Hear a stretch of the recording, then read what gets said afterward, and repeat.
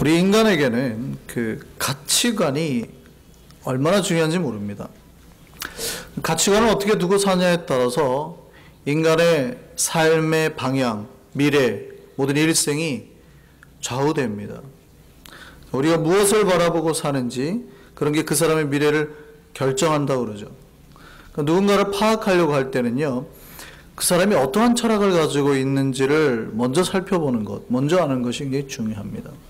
여기서 말하는 이제 철학이라고 하는 게는 우리가 학문적인 철학을 말하는 게 아니고 가치관을 말하는 거죠. 그러니까 그 사람이 도대체 어떠한 가치관, 어떠한 철학을 가지고 인생을 살아가는가, 굉장히 중요하다는 얘기예요. 우리가 가끔 살다 보면 정말 이 세상에 살 때 딱 보면 야, 저 사람이 뭘 중요하게 생각하고 사는지 딱 한눈에 드러나는 사람이 있습니다. 어떤 사람은요, 다른 건 다 포기해도 정말 아내가 도망가고 자녀들은 막 엉망인데 다 포기해도 돈을 포기 못하는 사람이 있죠. 그런 사람이 있습니다. 가족이 다 버렸어요. 그리고 자기가 심지어 자녀는 매몰차게 버릴 수 있는데 이 돈만큼은 못 버리시는 분이 있습니다. 이불에 막 넣고 꼬매시는 분 있죠. 그걸 덮고 자시는 분, 침대 밑에 깔고 주무시는 분. 그거 자체가 문제가 있다는 게 아니라 가족은 다 버렸는데 그게 좋아서 그것만 의지하고 사는 사람도 있다는 얘기예요. 심지어는 자녀들도 돈이면 부모도 버리는 그런 기사들이 심심치 않게 신문에 오르락내리락 하죠. 이 사람들의 생각에는요, 부모나 자식, 심지어 가족보다 뭘 더 귀하게 여겨요? 돈을 더 귀하게 여겨요. 그 이유는 이 사람들이 세상을 사는 동안에 수없이 들었기 때문입니다. 뭐가 중요하다고 들어요? 돈이 중요하다고 들었어요. 부모에게 들었고, 학교에서도 들었고, 세상에 나가서도 들었고, TV만 틀면, CF만 보면 모든 위주가 다 어디로 돌아요? 돈 위주로 돌아요. 뭐라 그래요? 돈만 있으면 다 돼. 이런 사람들이 있죠. 야, 돈만 있으면 다 돼. 이 사람들의 사고방식 속에는 딱 돈이 들었습니다. 마치 큰 차를 타고 큰 집에 살면 그의 인생이 어떤지, 그가 과거에 어떻게 돈을 벌었는지는 묻지 않죠. 그가 과거에 어떻게 돈을 벌었는지는 묻지 않아요. 한국인들이 잘 쓰는 말이 있죠. 어떻게 벌어요? 개같이 벌어요. 그러니까 개같이 벌어도 된다고 생각하는 세상이라는 얘기예요. 내가 개같이만 벌어도 정승같이 쓰기만 하면 된다고 생각하는 가치관을 가진 사람들. 그러니까 돈을 어떻게 법니까? 개처럼 벌죠. 그러니까 여기서 열심히 번다는 뜻이 아니에요. 부정하게 벌고 잘못하게 번다는 뜻입니다. 그래도 돈만 벌면 된다고 생각하는 사람들. 우리 자녀들 중에도요, 부모가 지금 현재 부자이면, 내가 그리고 그 부자의 혜택을 누리면 우리 부모가 과거에 어떻게 돈을 벌었더라도 괜찮다고 하는 자녀가 꽤 많습니다. 뭐라고 그래요? 그건 우리 아버지가 잘못했지. 핑계를 대면 나는 괜찮아. 내가 죄 지은 거 아니잖아. 그리고 우리 아버지가 번 돈 내가 누리면 좀 어때? 이렇게 말하는 사람들이 있다고요. 오히려 거꾸로예요. 부모가 잘못을 좀 저지르더라도 차라리 지금 내가 그 부자 혜택을 누렸으면 좋겠다고 생각하는 자녀들도 굉장히 많습니다. 잘못 벌면 어떠냐는 거예요. 그런 걸 부끄러워하지 않습니다. 지금 우리 부모가 부자냐 아니냐, 내가 그 부자의 혜택을 누리냐 아니냐, 이게 더 중요한 거죠. 이런 사람들의 철학 속에, 가치관 속에는 뭐가 들어있는 겁니까? 돈이 들어있는 겁니다. 이런 생각이 뭐예요? 황금을 세상의 제일 가치로 여기는 황금 만능주의가 낳은 그런 가치관이죠. 우리 주변에 가장 많은 가치관을 가지고 있는 사람들의 형태이기도 합니다. 그러니까 가장 많이 지배를 당해요. 여기에. 돈은 그만큼 무섭습니다. 돈이 가장 강력한 사탄의 무기입니다. 이해 공감은 안 하시나 봐요. 여러분이 지금 무슨 주의에 살고 있어요? 이데올로기가 뭐예요? 여러분이 살고 있는 경제 이데올로기가 뭐예요? 자본주의예요. 그러니까 여러분이 사회주의에 살고 있어요? 물론 이게 사회주의가 경제 원리냐 좀 말하기 애매합니다만, 사회주의에 살고 있어요? 아니에요. 여러분 사회주의에 살고 있지 않습니다. 여러분 자본주의, 자본이 뭐예요? 캐피탈이에요. 이 돈이 중심되는 사회, 그러니까 돈이 지배하는 사회, 돈이면 다 된다고 생각하는 이념을 가진 사회에 여러분이 살고 있다고요. 그러니까 우리가 속해 있는 사회가 자본주의. 자본주의가 하나님이 만드신, 예수님이 만드신 이념 체계입니까? 아닙니다. 세상이 만든 이념 체계입니다. 속으시면 안 돼요. 민주주의는요? 민주주의도 똑같습니다. 하나님이 만든 이념 체계가 그 정치 원리가 아닙니다. 세상이 만든, 인간들이 만든 정치 원리죠. 물론 가장 이것이 그나마 인간들의 여러 가지 것들을 잘 반영할 수 있다는 것에 가깝다일 뿐이지, 사회주의가 나빠요? 공산주의가 나빠요? 그런 거 아니에요. 이념 자체가 좋고 나쁘고는 없는 겁니다. 이념을 어떻게 인간들이 사용하느냐에 따라서 나쁜 거죠. 그러니까 여러분이 지금 돈이 여러분을 지배하도록 마음 열어놓고 있는 세상 속에 살고 있다고요. 그런데 예수님 당시에는요, 그런 가치관이 아니었죠. 돈이 지배하는 가치관이 아니었어요. 예수님 당시에는 뭐가 지배하는 가치였습니까? 신이, 유대 사회는 특별히 종교라는 가치관으로 살았어요. 그러니까 누가 지배해요? 사두개인들이 나라를 지배하고 바리새인들이 대접받는단 말이죠. 그러니까 경건하기만 하면 대접받는 세상에 살았어요. 그때에 예수님 뭐라고 말씀하셨습니까? 하나님과 돈을 겸하여 섬길 수 없다 그러잖아요. 하나님과 재물을 겸하여 섬길 수 없다 그러잖아요. 그 재물이 뭐라고요? 만몬이라고요. 만몬이 우상신의 이름이에요. 그러니까 하나님과 돈을 겸하여 섬길 수 없다. 예수님 당시 종교가 지배하는 세상 속에서 예수님 뭐라고 그래요? 돈이 우상이라고 얘기했다고요. 근데 우리는 어느 세계에 살고 있어요? 자본이 지배하는 세계에 살고 있어요. 그러니까 이 세상은 그냥 여러분이 항상 마음을 놓으면 항상 들어와요. 돈이 최고야, 돈이. 이걸 그냥 우리가 살고 있는 이 세상이 가르치고 있다고요. 항상 우리를. 여러분이 경계하지 않으면 금방 잠식당합니다. 돈 번지 말란 말이 아니에요. 돈이면 다 된다고 생각하도록 가르치는 거예요. TV가 그렇게 가르치고, 라디오가 그렇게 가르치고, 학교에서도 그렇게 가르쳐요. 그러니까 정말 이 세상에서 사람들이 뭘 제일 중요하게 생각하고 사는 줄 아세요? 돈이에요, 돈. 돈의 사고로 움직입니다. 여러분 움직임을 보세요. 다 경제 원리로 움직여요. 독재자의 마지막이 다 뭐예요? 재벌이에요. 독재자의 마지막 꿈은 다 재벌이랍니다. 독재자의 마지막 꿈은. 왜 독재를 하느냐? 왜 권력을 하느냐? 돈을 가지기 위해서. 우리가 가치관 중에서 제일 많이 미혹당하는 게 뭐예요? 돈에 대한 가치관.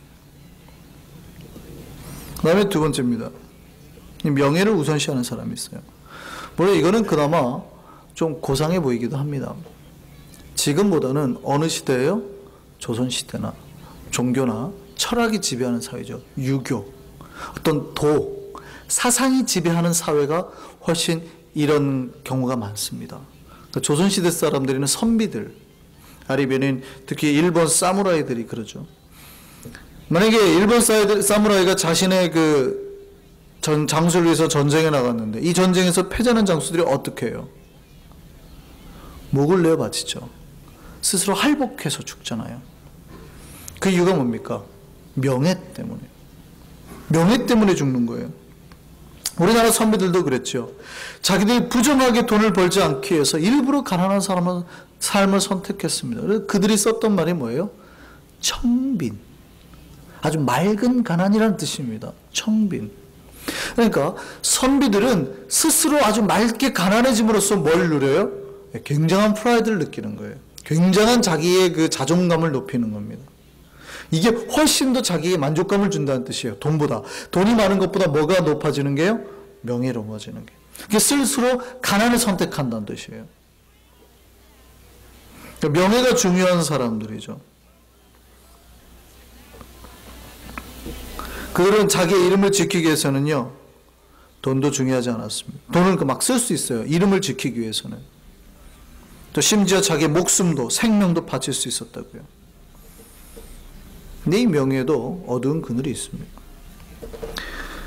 모슬렘은 태어날 때부터 모슬렘이죠. 그러니까 이들은 명예가 자기 가족 전체가 모슬렘인 것 자체가 명예예요. 그러니까 모슬렘 중에서 다른 종교로 개종한다고 하는 건 아주 부끄러운 일이죠. 2006년 3월 16일 아프가니스탄에서 이런 재판이 발생했습니다.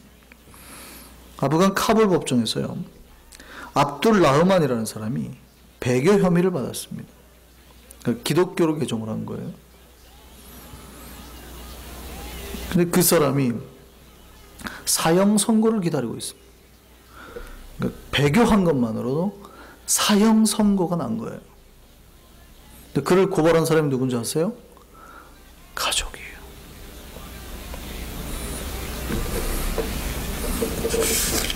지금 돈 문제로 싸우는 거 아니죠? 뭐예요? 자기들 이름에 먹칠을 했다라는 거예요. 가족들보다, 생명보다 뭐가 더 중요했어요? 자기 가족의 명예가 더 중요했습니다.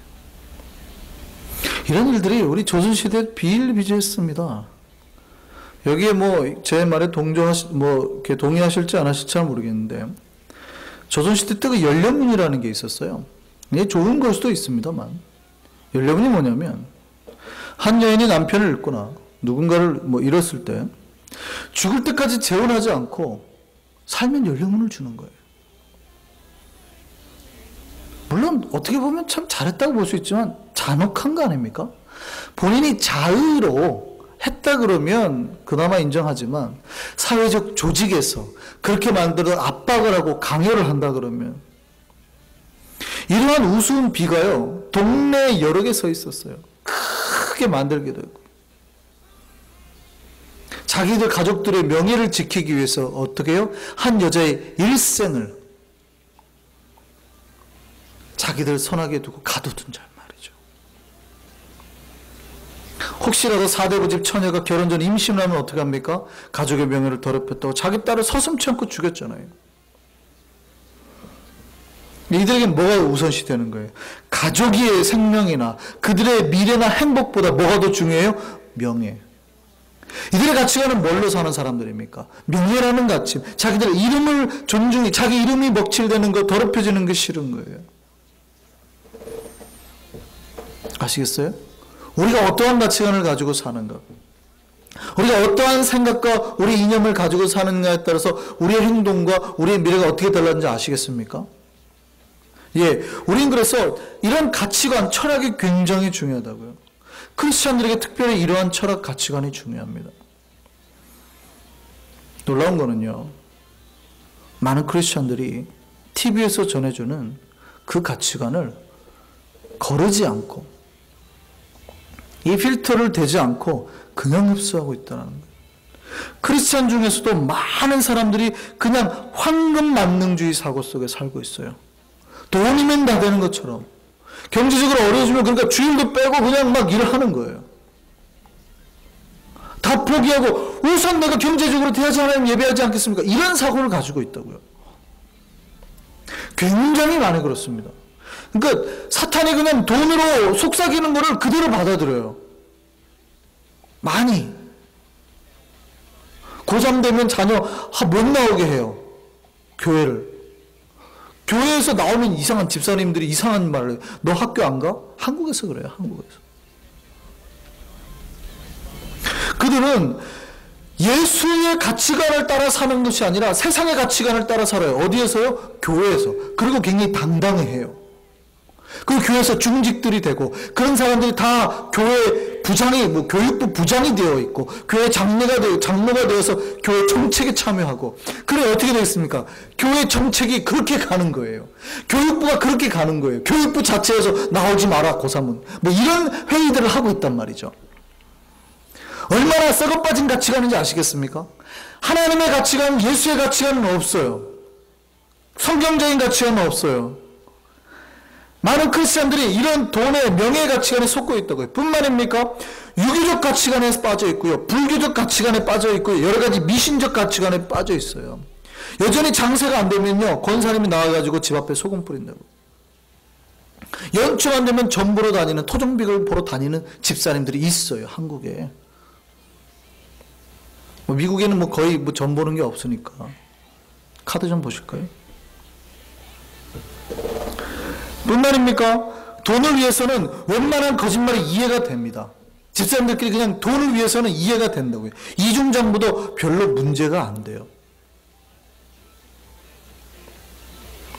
서울 사랑의 교회 장로님 중에 박성수 장로님이라는 분이 있습니다. 이분이 그 이랜드 사장님이죠.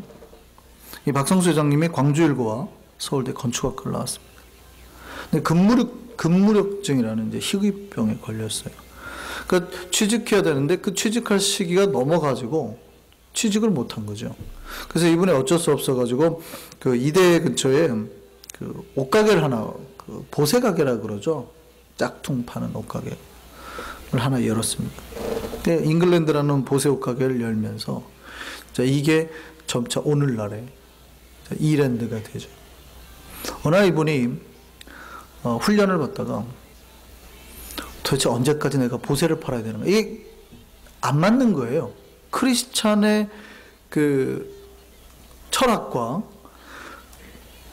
가짜를 판다라는 게 안 맞았던 겁니다. 갈등을 했어요.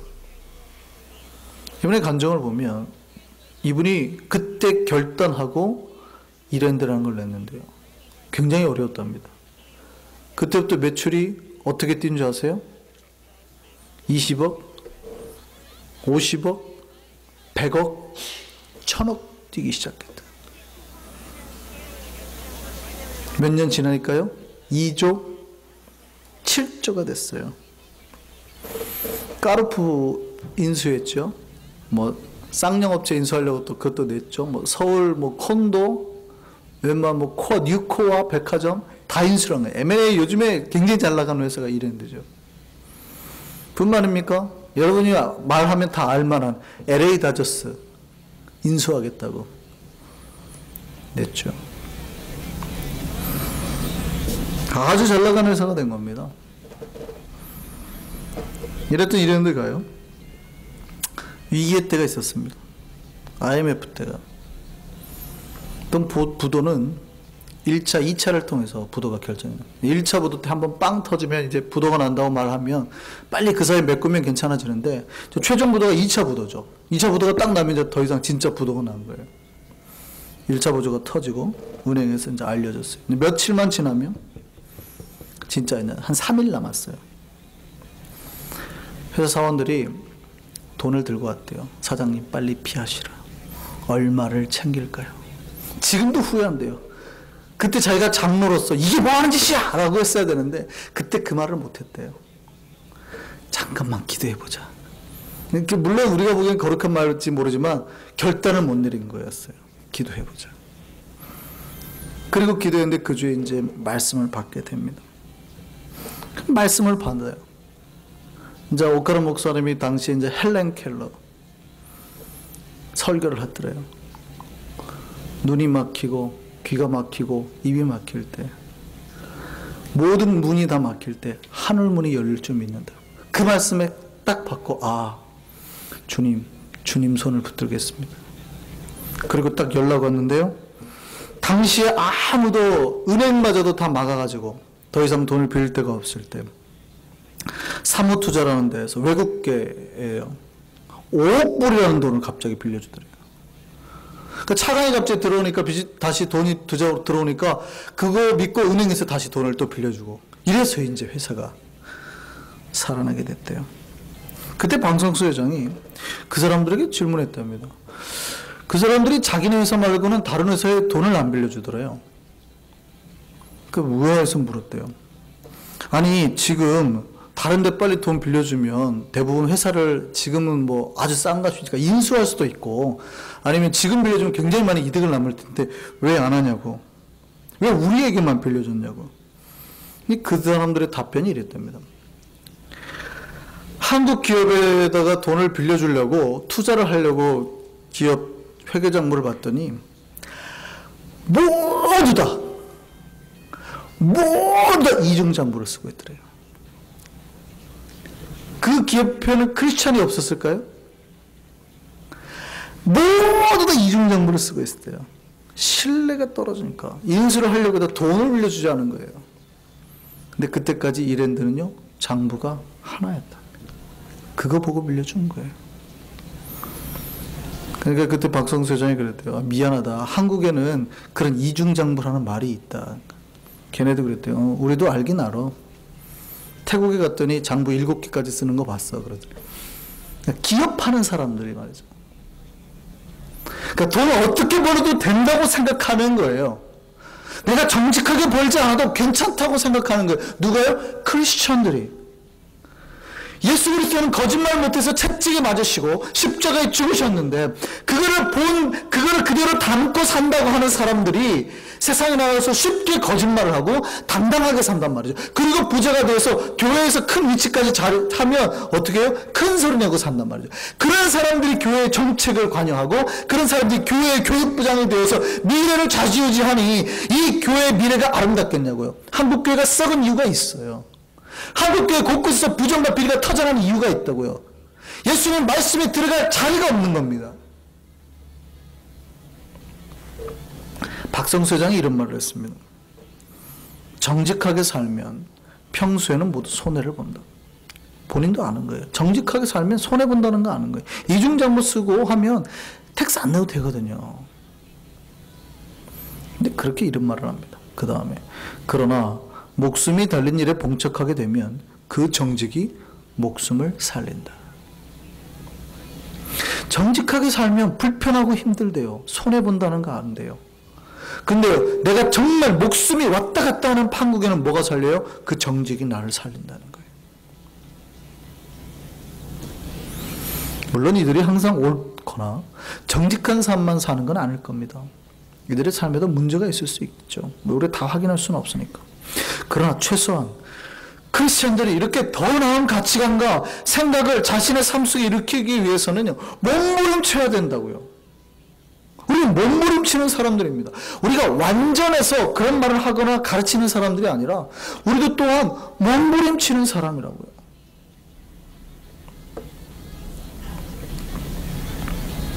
왜 이렇게 이 사람들이 세상이 가르치는 가치관 대신에 다른 가치관으로 살까요? 그들은 이 땅에서의 삶이 전부가 아님을 알기 때문입니다. 그들의 목적은 이 땅에서 막 누리고 긁는 게 목적이 아니니까요. 이 땅이 아니라 어디가 우리에게 목적이어야 돼요? 저 본향이. 저 영원한 땅이 우리에게 목적이 되어야 되기 때문입니다. 우리는 그 본향의 땅을 사모하며 사는 사람들이기 때문에 이 땅에서 비록 잘 먹고 잘 살지 않더라도 괜찮은 거예요. 물론 우리 이 땅에서 열심히 벌고 열심히 살아야 됩니다. 뭐 가난하게 살아야 노숙자가 되어 천국 들어간다는 말은 아니거든요. 그러나 우리가 이 땅에 매어 사는 걸 거부해야 된다고요. 이 땅이 주는 만족이 우리를 만족시킬 수 없는 걸 잘 아는 사람들이에요. 우리의 만족은 어디에서 옵니까? 하늘에서 오니까. 우리 앞에 눈이 막히고 입이 막히고 귀가 막혀도 우리는 하늘문이 열리면 살 수 있는 사람들입니다. 우리의 본향은 천국이기 때문에요. 이 땅의 만족은 지나가는 거예요. 지나가는 거라고요. 지나가는 거를 영원한 거라고 오해하지 마세요. 영원한 거는 저 나라가 영원함을 기억하시기 바랍니다. 오늘 본문을 보면 야곱과 그 야곱의 자손들이 이제 고센 땅에서 정착하고 살았습니다. 그런데 오늘 본문 보면 본문 한번 보세요. 27절에 이제 거기서 살고 어떻게 했대요? 잘 살았어요. 생육했어요. 번성했어요. 아주 잘 살았다는 얘기예요. 흉년이 지나갔습니까? 안 지나갔습니까? 지나갔어요. 야곱이 거기 산 지 몇 년이 됐어요? 이제 17년. 근데 흉년이 원래 풍년이 몇 년이에요? 풍년. 원래 풍년이 몇 년이에요? 7년. 그럼 흉년은 몇 년이고요? 그 동합 합치면 14년. 그러니까 하나님이 말씀하셨던 그때가 이미 지났어요. 그죠? 그러니까 흉년이 끝이 나고 다시 정상적인 풍년의 세상이 왔다고요. 그런 지 3년이 더 지났고. 근데 그들이 또 살던 때가 어디예요? 고센 지역이에요. 물이 많은 지역이에요. 걱정도 없는, 항상 하나님 그 자리를 풍요롭게 하셨다고요. 번성했던 때예요. 뿐만입니까? 오늘 보면 13절에서 47장 13절에서 20절까지 보면은 요셉이 어떻게 했대요? 당시에 일대의 돈이란 돈은 다 걷어들이죠. 13절 보세요. 14절 요셉이 곡식을 팔아 애굽 땅과 가나안 땅에 있는 돈을 모두 걷어들이고 그 돈을 어디로 가져가요? 바로의 궁으로 가져가니. 15절에 보세요. 돈이 떨어지니까 왔죠. 오니까 뭐라 그래요? 16절에 너희의 가축을 내라. 돈이 떨어졌은 즉 내가 너희의 가축과 돈을 바꾸리라. 그것도 떨어지니까 나중에 어떻게 해요? 18절에 보면 우리의 몸과 토지뿐이니라. 우리가 몸과 토지도 종으로 받아주옵소서. 그들도 받아요. 뭔가 땅도 다 받고 하니까 그 일대의 모든 돈과 땅과 사람까지도 다 사다 드렸어요. 그래서 그들과 거래하죠. 니네가 하면 5분의 1은 우리한테 바치고 나머지는 니네가 가지고 이런 그러니까 토지 계량법까지 다 만들 정도로. 그 누가요? 야곱의 아들이. 야곱의 아들이 그걸 한 거예요. 그러니까 자기 아들이 1000하를 다 가진 거예요. 1000하를. 여러분의 자녀가 미국을 다 잡았어요. 빌 게이츠라고 생각해 보세요. 그럼 이제 어디 살아야 돼요? 거기 살아야죠. 이 나라의 땅까지 다 샀어요. 땅까지. 이 나라의 땅, 돈, 모든 걸 다 샀어요. 여러분의 아들이 여러분 어디 살겠습니까? 거기 살죠. 그냥 누릴 것 다 누릴 수 있거든요. 아무도 나를 못 건들거든요. 얼마나 좋은 상황인지 알겠어요? 근데 30절 보세요. 오늘 30절. 오늘 본문 29절에 30절 같이 보죠. 29절에 30절. 읽습니다. 이스라엘이 죽을 때가 가까우매 그의 아들 요셉을 불러 그에게 이르되 이제 내가 내게 은혜를 입었거든 청하노니 네 손을 내 허벅지 아래에 놓고 인애와 성실함으로 내게 행하여 애굽에 나를 장사하지 아니하도록 하라. 내가 조상들과 함께 눕거든 너는 나를 애굽에서 메어다가 조상의 묘지에 장사하라. 요셉이 이르되 내가 아버지의 말씀대로 행하리이다. 야곱이 애굽에 묘자리 하나 못 얻을까요? 돌아가면 어디에 묻혀야 되는지 뻔히 알아요. 그냥 막벨라 굴 하나예요. 근데 애굽에서 묻히면요 화려하게 묻힐 수 있죠. 수많은 사람들이 자기에게 와가지고 찾아오고 인사하고 그러는 데라고요. 근데 야곱은 왜 이런 말을 했을까요?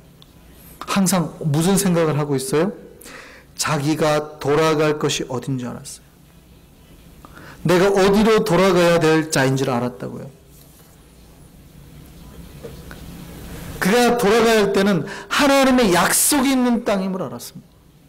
야곱은 항상 그 약속의 땅을 잊지 않고 살았어요. 비록 고센 땅에 살았지만 그가 이 땅에 있는 것 다 가졌지만 그럼에도 불구하고 그는 어디를 꿈꾸며 살았어요?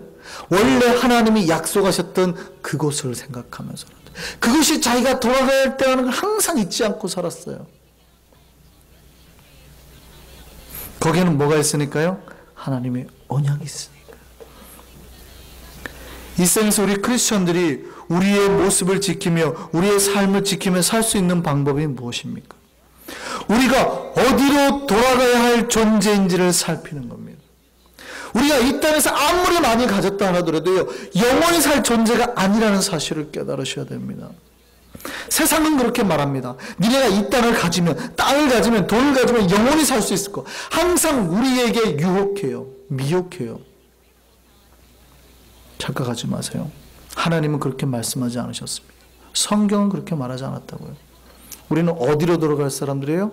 우리의 본향인 하늘나라로 돌아갈 사람들이에요. 이 땅에서 조금 정직하게 살다가 손해봐도 괜찮아요. 안 죽는다고요. 그렇게 정직하다가 손해보면 하나님이 뭐라고 그래요? 우리한테 잘못했다 그럴까요? 잘했다 그럴까요? 잘했다 그래요. 그때부터 복이 시작됨을 기억하시기 바랍니다. 보세 상품 팔다가 내가 정직하게 살아보겠다고 결단한 순간부터 하나님께서 복 주셨음을 믿으시기 바랍니다. 크리스찬은 그 복을 믿는 사람들입니다. 불안하죠. 걱정되죠. 정직하면 손해보니까. 그러니까 당장 손해보는 건 알아요. 그러나 여러분의 목숨이 왔다 갔다 하는 판국에는 그 정직이 여러분을 살릴 줄 믿습니다. 우리는 이 땅의 것에 목숨 걸지 않기 때문에 그래요. 우리는 하늘나라를 바라보기 때문에 그래요. 비록 이 땅에서 손해를 봐도 괜찮아요. 왜냐하면 다 가져도 나에게 만족이 없으니까. 우린 영원한 본향을 바라보고 사는 존재니까. 그 가치관을 세상에 전하기를 바랍니다. 여러분 당대히 좀 드러내세요. 나는 그렇지 않으니까 이렇게 산다. 이게 전도예요. 니나네나 똑같네. 전도가 안 돼요. 크리스찬들도 이중장 부수더만, 쟤네도 거짓말하더만. 어떻게 전도가 되겠습니까? 여러분 담대하게 나아가서 그런 증거들을 내십시오. 내가 이렇게 살았는데 하나님 나에게 이게 복을 줍니다. 이게 간증이에요. 그럴 때 사람들이 여러분을 대단하게 보지 않겠습니까? 그렇습니다. 우리는 본향을 바라보고 사는 사람들이기 때문에 이 땅이 아니라 하나님 약속하신 그 땅이 우리의 목표이기 때문입니다. 저와 여러분이 하나님과 세상 앞에서 부끄러움 없이 담대히 살 수 있는 백성들 되기를 바랍니다. 하나님께서 여러분에게 복으로 갚아주실 줄 믿습니다. 우리에게 하늘의 소망과 생각이 넘쳐나서 그 은혜대로 사는 날마다의 삶이 베풀어지기를 바랍니다. 기도하겠습니다.